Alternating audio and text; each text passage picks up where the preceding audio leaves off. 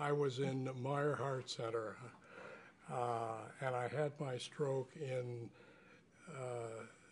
November of 2007. I came to Mary Free Bed for therapy and spent 6 weeks here.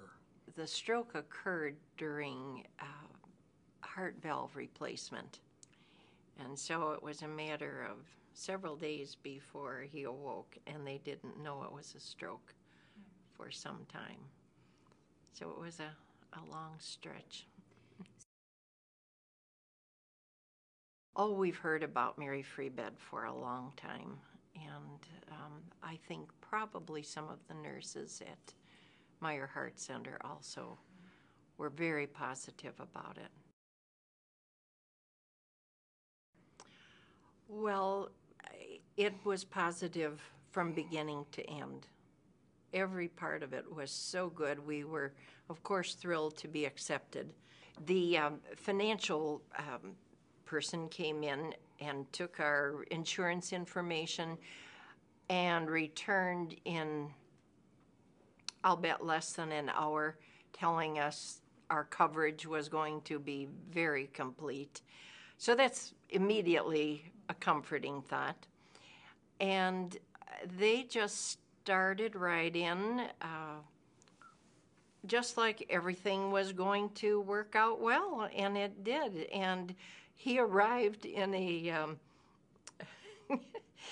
when they decide someone is going to move, they move. And he had no clothes other than I was in pajamas. In a nightshirt, a hospital gown. They wrapped a blanket around him and put him in some kind of medical cab. And he was brought upstairs, and I mean, it was just boom. Everything took place, and they worked so thoroughly with him.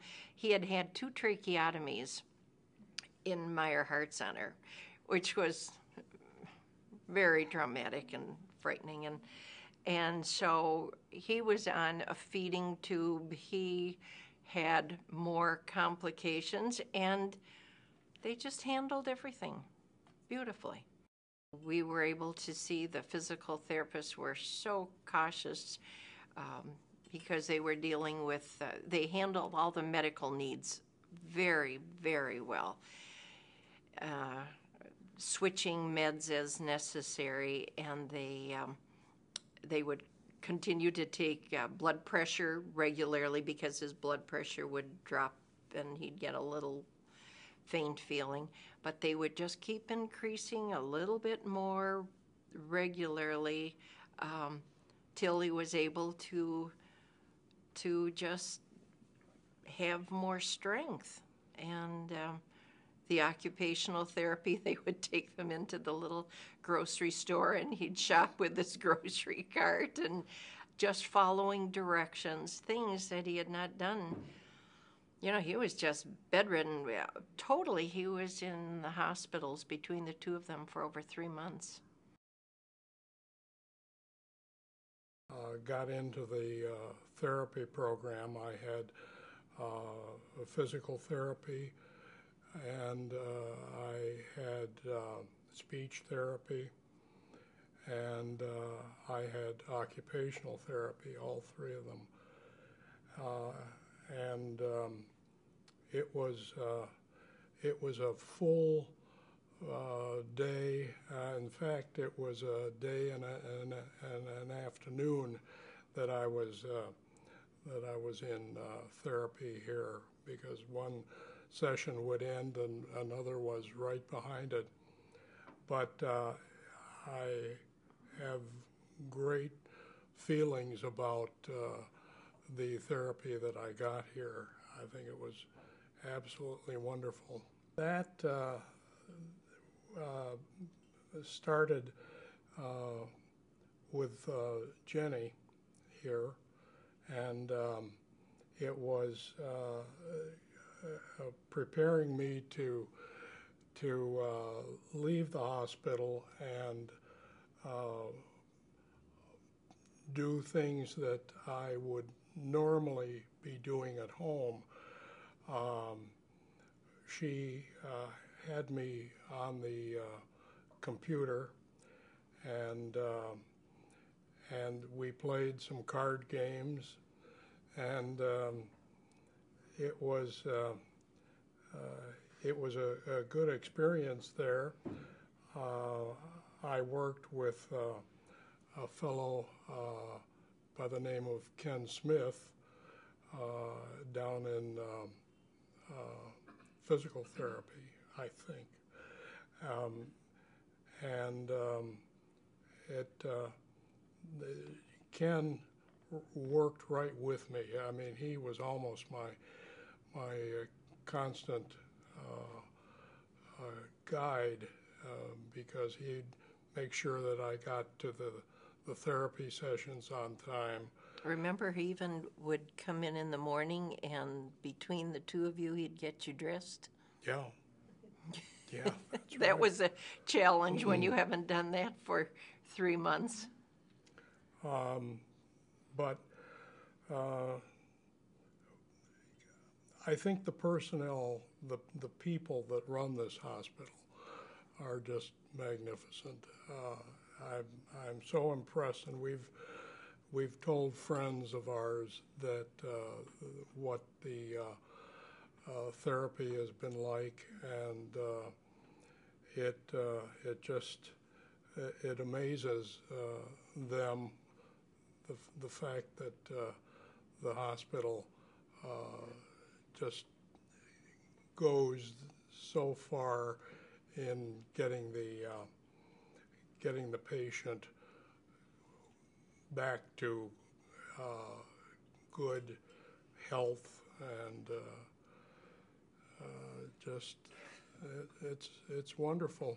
It really is. The speech therapist was particularly successful too, because Gordy was on that feeding tube for such a long time. In fact, he just, well, no, he actually went home with it, but we didn't have to carry that long pole with the bags and all that was helped. But she worked and worked and worked to get him to swallow. Just being able to relearn swallowing was unbelievably difficult. And she just kept at it. She would come in the morning and she'd say, okay, I thought of something while I was eating last night. Let's try that. It was just always something that it wasn't just your 45 minutes or whatever. It was, you knew that they were thinking of your progress. She had meals with me for a while. Yeah. This was Linda down in speech, and she was just wonderful. She's one of the wonderful people here.